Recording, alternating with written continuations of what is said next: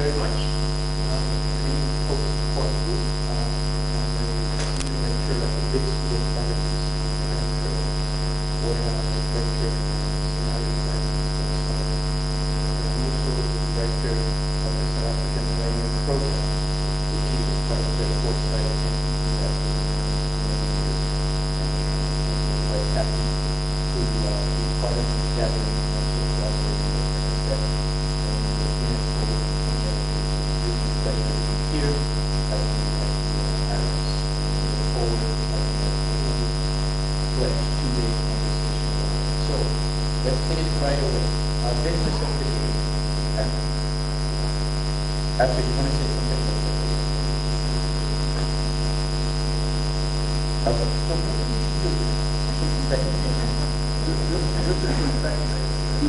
Just a quick word. Okay, so we're going to be hearing from some speakers about the newsletter, the work that's being done by FSF.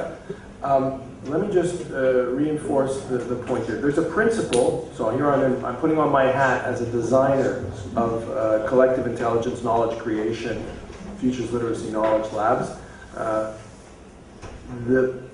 One of the key principles for running that kind of exchange and common sense making is that people start from an open invitation, and that they start from a sense of the importance of the issues and also a certain common base of ideas.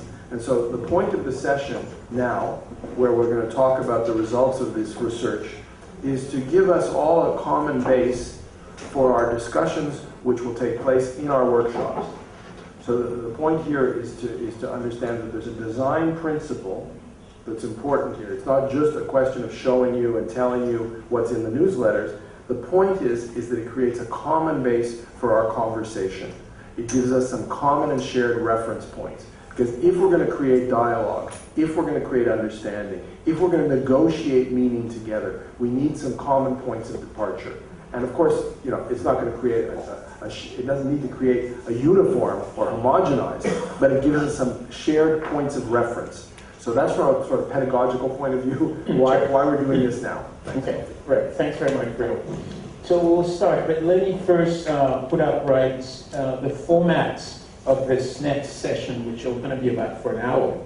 It's not about a debate per se, but to open up your mind towards the key themes. There are two of them. The first one is on the nature of water.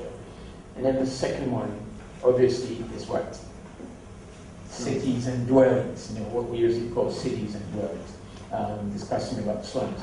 So after that, after the presentation by all of our guests who are supposed to be already on the program, we'll open up some room for a clarification and conversation, not a debate, because it's not quite easy at this stage to have a debate.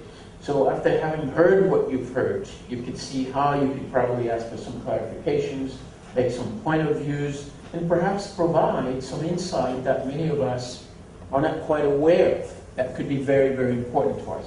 And I'm hoping we'll have enough time because it's such a tight program.